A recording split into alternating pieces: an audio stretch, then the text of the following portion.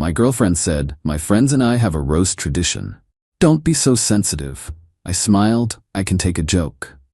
Then, during my turn, I joked about the secret debt I paid off for one friend, the affair I covered up for another, and the loan she never repaid from a third. The silence that followed was deafening. I, 29 male, have been dating Harper, 27, for about 18 months. She has this tight friend group from college, 4 women who do everything together. Monthly brunches, wine nights, the works. I've always been the +1 at their gatherings. Last Saturday was Harper's friend Simone's birthday. House party, about 20 people. I knew most of them by now. Harper warned me on the drive over, "Just so you know, we have this tradition at birthdays. We do a roast circle. Everyone gets a turn to make jokes about the birthday person. Then they get to roast everyone back. It's all in good fun." "Sounds brutal," I said.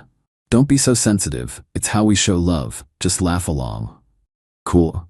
I can handle some jokes." The party was nice enough. Good food, decent music. Then around 10 p.m., they gathered everyone in the living room for the roast. It started tame. Jokes about Simone's dating life, her obsession with true crime podcasts, her inability to keep plants alive. She took it well, laughing along. Then it was her turn to roast back. She went around the circle. Light stuff mostly. Then she got to me.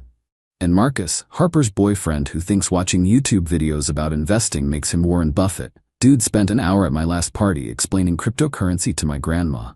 She still asks me about Bitcoin every time I see her. Everyone laughed. Even I chuckled. It was true, I had cornered her poor grandma. But then Harper's other friends jumped in. Destiny. Remember when he wore cargo shorts to Harper's work event? The partners at her firm still call him Pockets. Layla. Or when he tried to fix Harper's car and made it worse, cost her $800 at the mechanic. Babe's got a good heart, but let's just say I handle our restaurant reservations now. After the anniversary disaster. The disaster was me booking a place that turned out to be closed for renovations. I'd felt terrible, but we'd laughed about it after. The hits kept coming. My job, IT support, my apartment, studio, my car, 2012 Honda, my hobbies, gaming, even my hairline, it's fine, just a normal widow's peak. I smiled through it all, laughed when everyone else did. But I was taking notes. Because here's what they didn't know. Being the quiet boyfriend in the corner for 18 months means I'd heard things. Lots of things. When the roast circle came back around, Simone asked if I wanted a turn. "Nah, I'm good," I said. "Come on," Harper nudged me. "Don't be a baby, everyone else went." "I really don't think. See?" Destiny smirked. "Can dish it out with the crypto talk, but can't take it." Layla, typical tech bro. All confidence online, none in real life. Harper looked embarrassed. "Babe, just do it. Make a joke about Simone's plants or something." I looked around the room. All these faces waiting for me to either chicken out or bomb. "All right," I said, "but remember, you asked for this." Update 1, I stood up, drink in hand. The room got quiet. "Simone, happy birthday. 27 years old and still killing plants faster than Agent Orange. But hey, at least plants can't report you to HR like your last assistant did, right?" Nervous laughs. Simone's smile tightened. Her last assistant had filed a complaint about workplace bullying. Simone told everyone it was just a misunderstanding, but I knew better. "Speaking of work drama, Destiny. Girl, you're here looking amazing. That promotion really agreed with you. Though I bet Tom from accounting would disagree, considering you threw him under the bus for that Excel error. What was it you told Harper? Better him than me?" Classic. Destiny's face went pale. I was joking. Just roasting. Like when you joked about needing that $3,000 loan from Harper for your mom's surgery. Still waiting on that payback, aren't we? But hey, those Louboutins you posted last week looked worth it. Harper grabbed my arm. "Marcus?" I gently removed her hand. "I'm showing love, babe. That's what this is, right?" I turned to Layla. "Layla, speaking of love, how's Brad? Still thinking you're at book club every Thursday?" That's dedication, maintaining a fake book club group chat for 6 months. Though I gotta say, the Great Gatsby discussion was a weird code name for meeting Dylan at that hotel. The room was dead silent now. Layla's husband Brad was staring at her. How do you? "Oh, Harper tells me everything. We're super close like that. Just like she told me about covering for you that weekend." "What did you tell Brad? Conference in Miami?" Brad stood up. What hotel? What Dylan? Roasting Brad. All jokes here. Like that time Harper had to lend Layla $500 for Plan B and a clinic visit. See? Hilarious. Layla was crying now. Brad was demanding answers. The party was imploding. But I wasn't done. And Harper, baby. My wonderful girlfriend who's so embarrassed by my studio apartment and 2012 Honda. Should I tell everyone about that time you needed my pathetic savings to bail your brother out of jail? Or how you're still on my Netflix, HBO, and Spotify because you can't afford your own subscriptions despite that fancy marketing job? Harper's face was crimson. Stop. Please stop. But it's tradition. Oh, here's a good one. Remember when you told these girls I was just a placeholder until you found someone better? That was funny. Or when you said you were only dating me because I was safe and would never cheat like your ex? Comedy gold. I set down my drink. Anyway, happy birthday, Simone.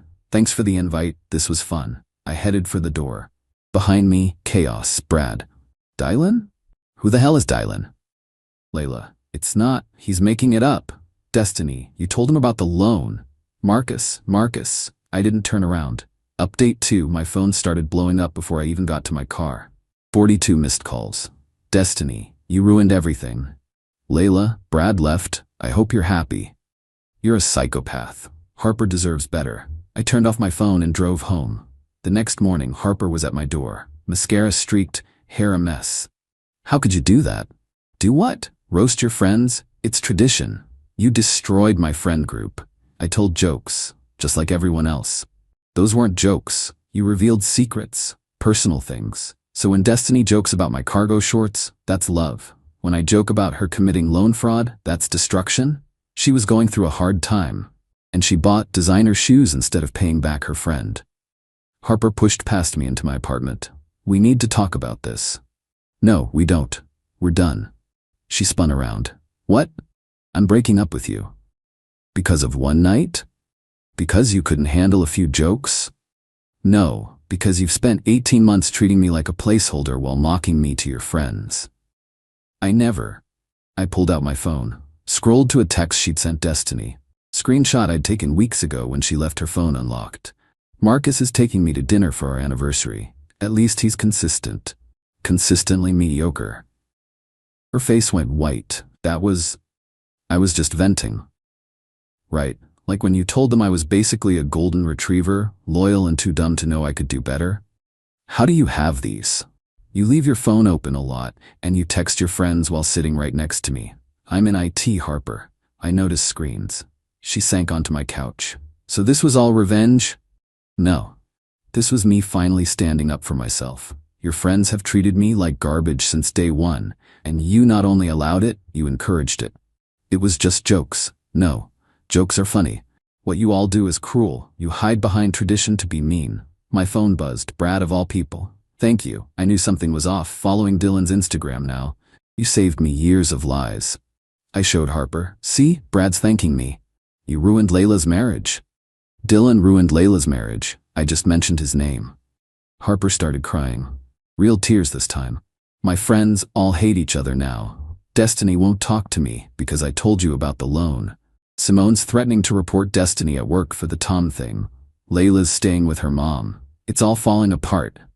Sounds like it was a house of cards anyway. You're really just going to throw away 18 months? You threw it away every time you made me the punchline. She stood up, angry now. You know what? They were right about you.